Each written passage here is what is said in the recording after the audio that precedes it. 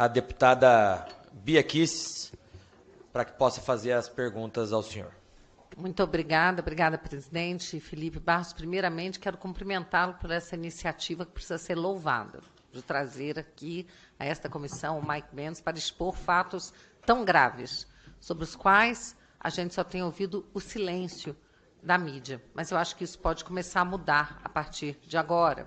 Já vimos até aqui algumas publicações de alguns veículos que estão dando a notícia da presença do Mike e das graves denúncias que ele está fazendo aqui. Mike, eu dirijo a você, faço duas perguntas bem objetivas. Primeiramente, você acredita que sem a interferência dos Estados Unidos nas eleições de 2022 no Brasil, Lula da Silva teria sido eleito? Ou você acredita que essa interferência teve o condão de realmente chegar a alterar o resultado das eleições brasileiras? E a segunda pergunta que eu faço, você poderia dar o nome, quais autoridades brasileiras estavam em contato direto com a USAID, com as ONGs, as instituições que interferiram nas eleições brasileiras? Quais seriam essas pessoas que operavam como pontes às ordens vindas de Washington? E se havia algum representante das Forças Armadas brasileiras nesse meio? Muito obrigada. Pode responder, Mike. Thank you. As to your first question, sobre sua primeira pergunta, you can take it straight from the horse's mouth. Você pode pegar isso direto da fonte. O CEO da Miden, que desenvolveu aqui um spyware do WhatsApp com 5,7 milhões de financiamento do governo americano, trabalhou estreitamente com o governo americano por meio dessa rede em relação ao departamento dos subsídios da USAID, que foi o chefe da Confirma, do consórcio da Confirma no Brasil. Embora seja uma empresa americana com um spyware americano, e ele se orgulhou, se gabou como uma pessoa que foi responsável pelo grupo no Brasil, o americano responsável pelo grupo de censura nas organizações de sociedade civil brasileira. A citação dele foi: tem pelo menos uma chance plausível desse projeto de censura, com resultado tangível nessa eleição extremamente contestável. Essa foi uma citação direta das pessoas envolvidas. E isso é só uma fatia disso, tá? Se você acrescentar isso com todo o restante, é difícil ver um desfecho contrário a isso. And your second question, E na sua segunda pergunta, por favor, me lembra, por favor, você falou algo sobre o militar? Repita, por favor. Eu perguntei se você pode nos dizer quais foram as autoridades do regime brasileiro que operavam como ponte para as ordens vindas de Washington e se havia algum representante das Forças Armadas brasileiras dentre essas autoridades. On the armed forces side, I don't. That's a great question. Excelente pergunta. Eu acho que há referências no Financial Times, no artigo da Financial Times, mas eu não consigo falar assim com exatidão sobre essa referência, mas eu sei que é importante ler lá, porque o lado militar disso é bem preocupante, especialmente quando você vê sobre o anexo ali, com ONGs financiadas e organizações financiadas, o que eles estavam fazendo. O Conselho Atlantic Council, por exemplo, tem subsídio de $5 milhões do Departamento de Defesa americano, em locais como o Wilson Center, Carnegie, vários subsídios também do lado militar. Eu teria que imaginar que há nomes, só que eu não tenho eles aqui de cabeça.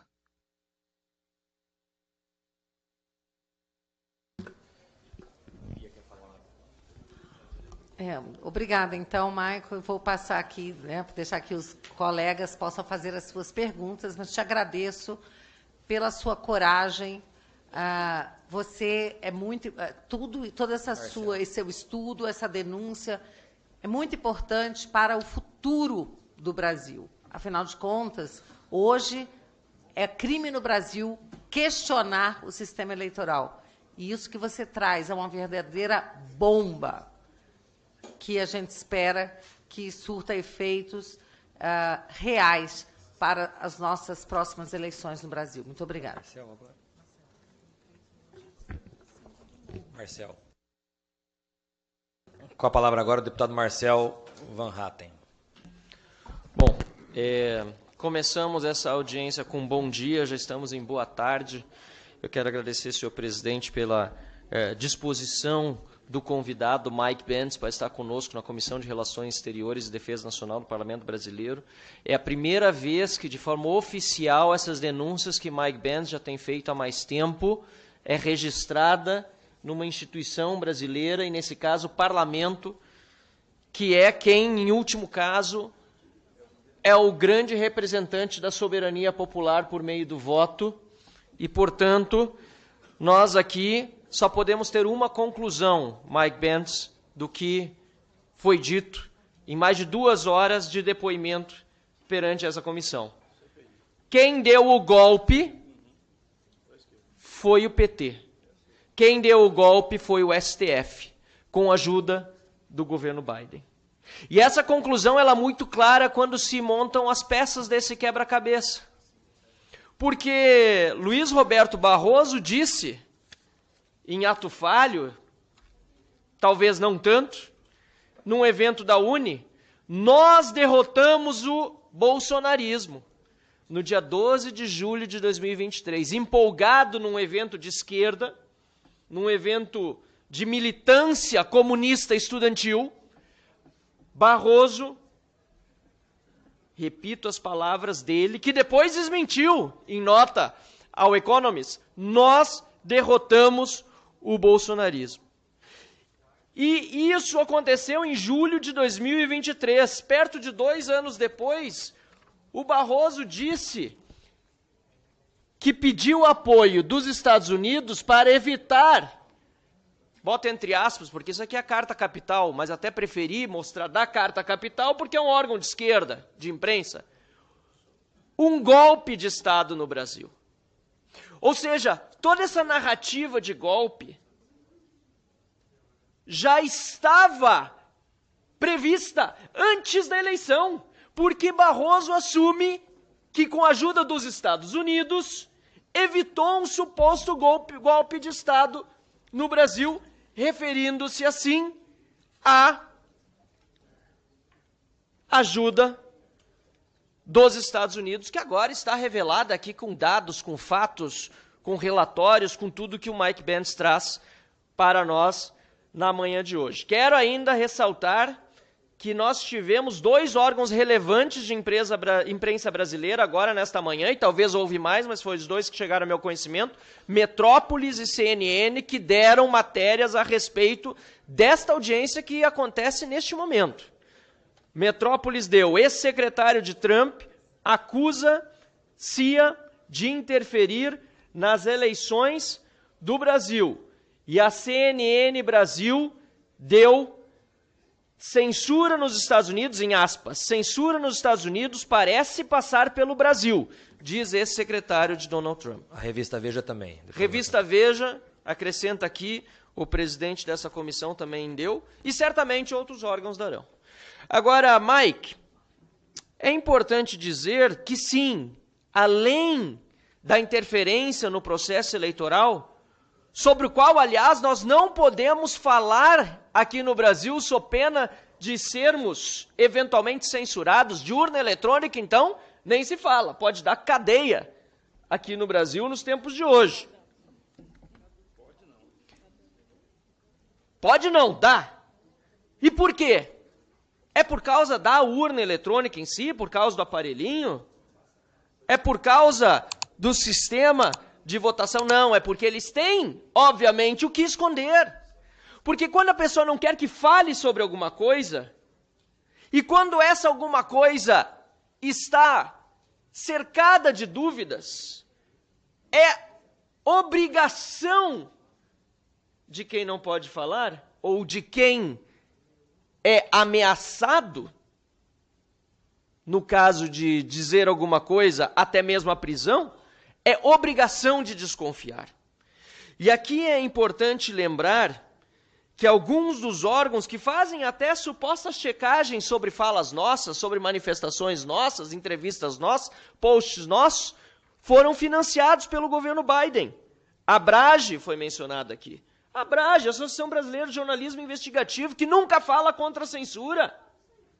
Isso é uma vergonha, uma Associação Brasileira de Jornalismo Investigativo não se pronunciar, de fato, contra a censura que nós temos no Brasil há tantos anos. As agências, Lupa, Comprova, Aos Fatos, eu nem dou entrevista. Sou educado até com quem trabalha nesses meios, me perguntam se eu estou disposto a conversar, eu não dou entrevista. Porque é a mesma coisa que dar entrevista para um assessor do PT, para um assessor do PSOL. Lamentavelmente, e pior, com o crachá de jornalista, checador de fatos. Ele que sabe. Como se eles tivessem uma aura moral maior do que a nossa, financiados por governo estrangeiro, em flagrante ataque à nossa soberania. Isso aqui a Comissão de Relações Exteriores precisa registrar, senhor presidente. Quem interfere na soberania brasileira é esse cidadão aqui, Alexandre de Moraes. É este outro cidadão aqui, Luiz Roberto Barroso. E também, obviamente, o chefe de todos eles, politicamente dizendo, ou então o maior beneficiário, ambas as coisas, Luiz Inácio Lula da Silva. Porque se não fosse Lula ter sido solto da cadeia, condenado por corrupção pelo Supremo Tribunal Federal, nós não estaríamos vivendo este momento grave hoje de obstrução lá no parlamento, aliás, lá nos plenários da Câmara e do Senado, porque a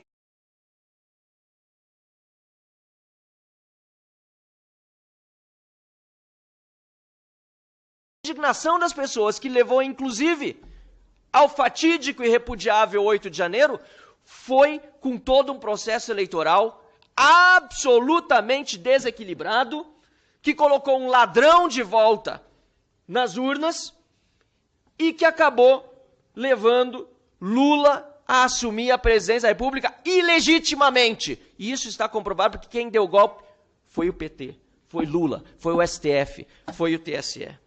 E eu quero aproveitar a presença do Mike Pence, até porque ele deu uma resposta aqui à deputada Bia Kicis muito boa para alguém que não tem todos os fatos na mão, e eu admiro isso nas pessoas, quando é feita uma pergunta de forma objetiva e a pessoa diz, eu não tenho ainda todos os fatos, eu não sei, é muito melhor do que ouvir uma resposta certa, ou melhor, convicta, de uma informação errada, e isso a gente vê aqui aos montes, às vezes de forma culposa, mas muitas vezes, como é o caso aqui, de forma dolosa, intencional para enganar. Mas eu queria informar, Mike Pence, que nessa segunda-feira saiu o trabalho feito pelo jornalista Michael Schellenberger, em parceria com Alex Guttendag, e também com 2 jornalistas brasileiros corajosos, porque estão no Brasil. Vários meios de comunicação foram procurados, grandes jornais, para publicar a matéria que saiu nesta segunda-feira, assinada por eles, sobre as conversas de juízes auxiliares e assessores de Alexandre de Moraes para manter pessoas presas depois do 8 de janeiro.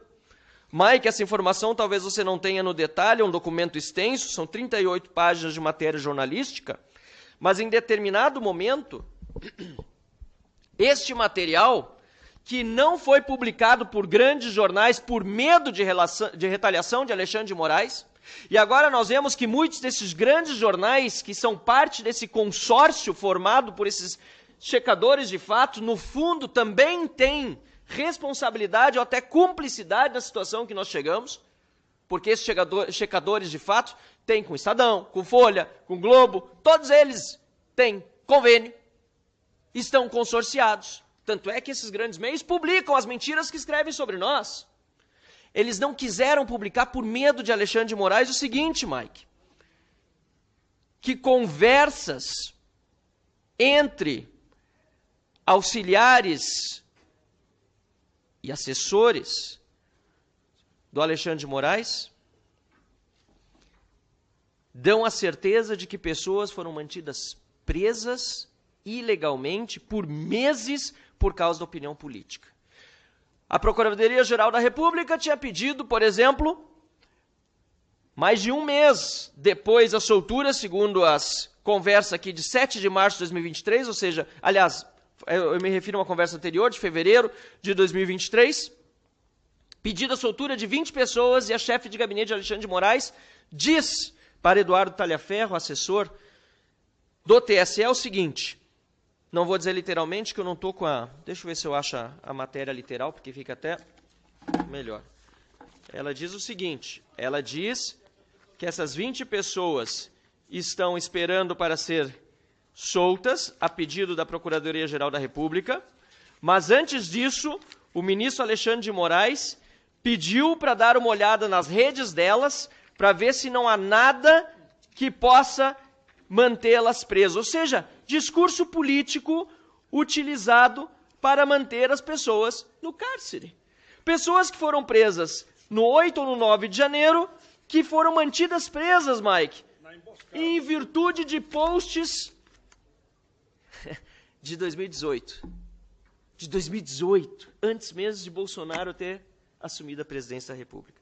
E aí, me perdoe a longa intervenção, volto à pergunta feita por Bia Kicis sobre a participação do governo americano eventual no 8 de janeiro, essa grande farsa feita para impedir que o povo voltasse por medo às ruas e protestasse, como sempre fez, democrática e pacificamente, contra o governo Lula, contra o PT, contra o STF, contra o TSE.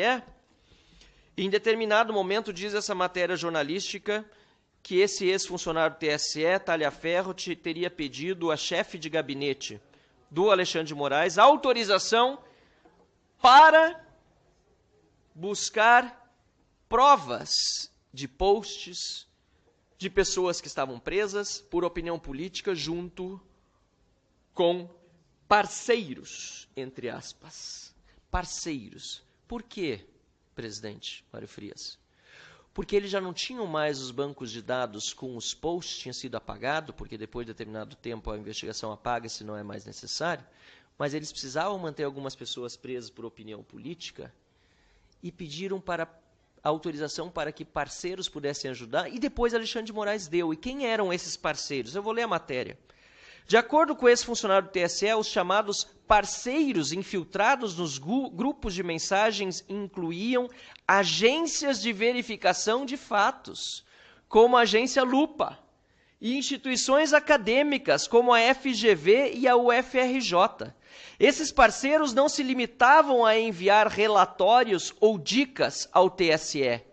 Eles também recebiam pedidos de investigação diretos do tribunal. Ou seja, essas agências de checagem tinham pessoas infiltradas, se é que não tem ainda nos grupos em que nós estamos, em que pessoas da direita estão, para verificar as suas postagens e mandá-las para o TSE, para depois manter essas pessoas presas. Essa não foi a única vez que funcionários do tribunal recorreram a pessoas de fora. Não se tratou de um caso isolado. Conforme revelado anteriormente por A Investigação, ativistas e jornalistas com ideologias alinhadas enviaram dossiês não oficiais diretamente a Alexandre de Moraes.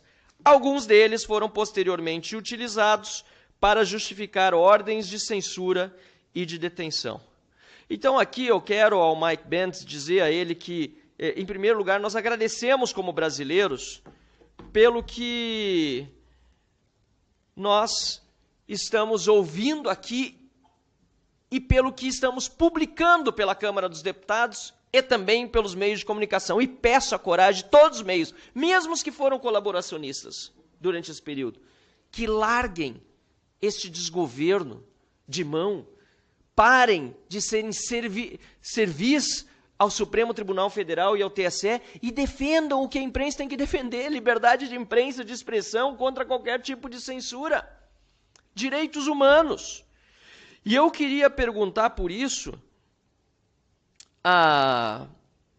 ao Mike Bentz, qual é que é o grau de responsabilidade indireta que as agências norte-americanas podem ter quando as suas iniciativas acabam sendo cooptadas também para fins de repressão política fora dos Estados Unidos. Porque o nosso problema nós vamos ter de resolver aqui no Brasil. E estamos, como demonstra essa Comissão de Relações Exteriores, e como demonstra, Mike, a nossa obstrução total, porque desde ontem não se abre sessão aqui na Câmara dos Deputados, nem do Senado, enquanto não se vota o impeachment de Alexandre de Moraes. Foi uma decisão da oposição, tomamos as duas mesas das duas casas e não sairemos de lá antes de termos a reunião com os dois presidentes da Câmara e do Senado para tratar do impeachment do Moraes, anistia e anulação dos processos e CPI do abuso de autoridade para investigar esses criminosos aqui no Brasil, do Tribunal Superior Eleitoral, do Supremo Tribunal Federal e todos que colaboraram na estrutura da Polícia Federal, da Procuradoria-Geral da República, não importa. Agora eu gostaria de saber, na sua avaliação, que tipo de investigação será feita contra essas pessoas nos Estados Unidos, que colaboraram com esse tipo de intervenção na soberania brasileira e de financiamento à censura e à derrubada de um governo democraticamente eleito, como foi o de Jair Bolsonaro. Muito obrigado. Muito bem, deputado Marcel Van Hatten. Passo ao nosso convidado, Mike Benz, para que possa respondê-lo. Thank you for those Obrigado. words and thank you for your Obrigado bravery por and leadership. The sua world is watching. bravura e sua liderança. O We see mundo what está you're going assistindo. through, and it's Nós vemos o que vocês estão extraordinary, passando e é and it's a testament to your humanity extraordinário that you've been able to endure it. que With vocês respect to tenham conseguido investigations suportar on the US tanto, side, então, tantos ataques. Então, com relação a the investigações do lado information that I've americano, presented to a you informação is que eu lhes open apresentei source. It is what is é de available fonte aberta. in the Está public disponível documents of all these organizations, or na at least the documentação public documents pública as they de were todas essas before many organizações, of these pelo menos organizations antes, folded up pública, as the antes Trump que administration algumas dessas came to organizações power, and they se started deleting fecharam files that antes unfortunately que Trump assumiu. Alguns começaram a deletar, né, algumas documentações, mas é isso que qualquer cidadão, são informações que qualquer cidadão consegue acessar se souber onde procurar, né? E eu acredito que o que precisa ser feito nos Estados Unidos, acredito que é altamente provável de acontecer, né, é um esforço de transparência com relação ao USAID e também com relação a determinados departamentos ou partes do Departamento de Estado, como direitos de democracia e trabalho, direitos de democracia, enfim, e também esforços de transparência, promoção de transparência com relação a ONGs que estabelecem suas políticas externas tão danosas, e o público americano precisa de transparência com relação às ações de seu governo, e o mundo precisa restabelecer a confiança na assistência ao desenvolvimento do governo americano e das instituições americanas.